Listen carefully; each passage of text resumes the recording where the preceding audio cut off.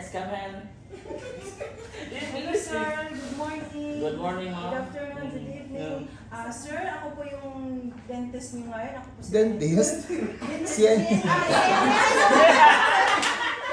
ako po yung dentist niyo ngayon, sir. Ako po si Kenny. Yes, So, ma'am. ano po may, pangalan niyo? may personality identity disorder. Kinabukasan ako po si Dr. Jose Rizal.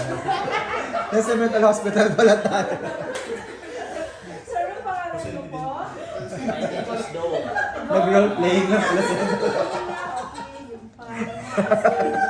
Okay. So, sir, lilinisin po natin yung ngipin niyo. Okay lang po ba, sir? Okay lang, ma'am. Okay. Okay, sir. Kasi nahulog ang ngipin. So, same thing, wash your hands for microorganism that transport ng mga microorganism, provide privacy, elevate the or raise the bed, prepare your materials to save time and energy. Documentation is also important, okay? So, specific lang tayo dito is denture care. But normally, it goes together with oral care. Oral at saka denture care, magkasama yan sila, okay? So, kung naritapos ka na mag-oral care, denture care na lang tayo, okay? Paano tinatanggal ang denture? So, maglagay ka muna ng towel, mga ganyan-ganyan, so tapos na tayo doon. Next, paano tinatanggal ang denture? Bunot, sir? No. Stiso. Ayun po.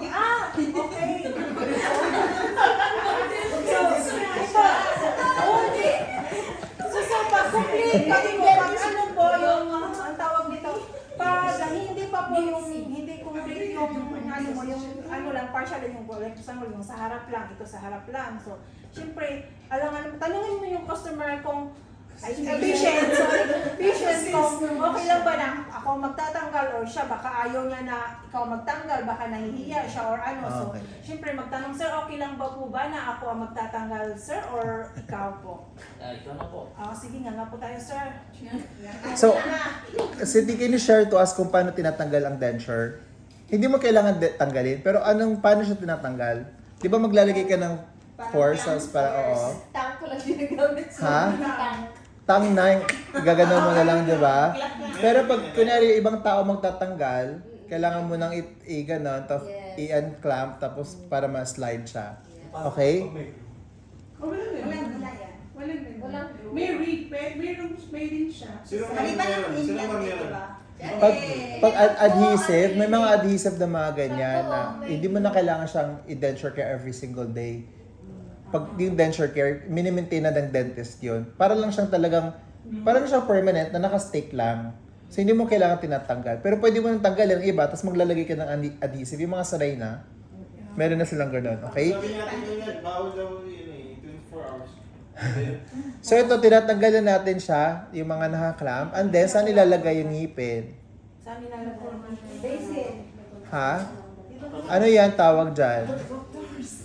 Or, sige, dito na lang. Ano tawag dyan? Kit. Kit? Ano bang tawag nito, Kate? Kate? Kidney Dr. Kate? Ha? Kidney basin. Kidney basin. Dapat ay ngalan. Kidney basin. So ilagay mo na yung kidney, ilagay mo na yun doon. Ito yung ngipin niya. O yung denture niya. Hala. Itong buong ngipin niya. Lagay mo na dyan. Okay, and then, saan mo dadalhin yan? Saan mo na dadalhin yan? So, ilalagay dito sa?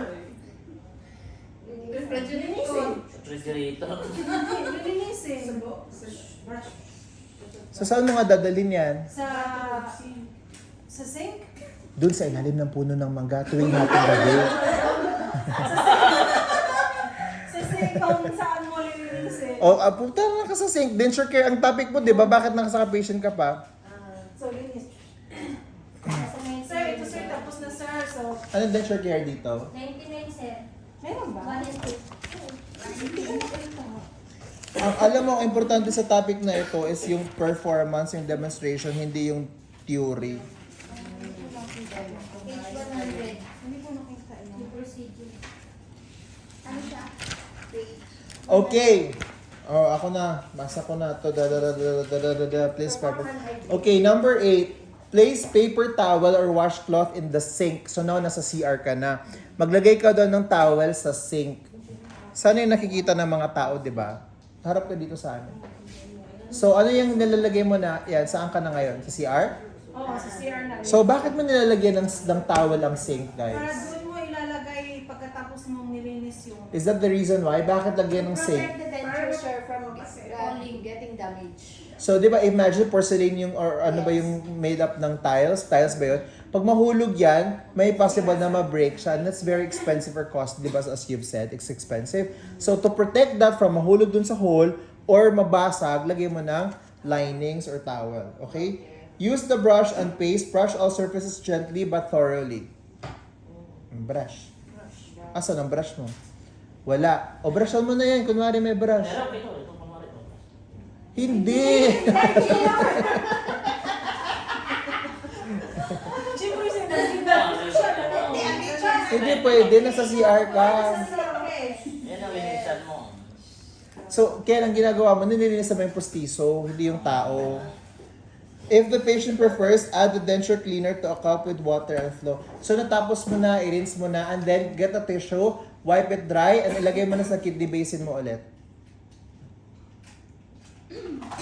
So, if the patient prefers, sabi dito, add denture cleaner to cup with water and follow directions on preparations. Kasi di ba may mga cleanser yan, pwede mong gamitin yun. And then rinse thoroughly with water, apply denture adhesive if appropriate, use toothbrush and paste to go gently the gums, mucus, oral care ka na, and then insert, kung kailangan may insert. If for example, nighttime na, pwede mo na siyang ilagay dun sa glass niya, tapos para sa container, para sa storage overnight. Okay, and then do your aftercare. Thank you, Ken.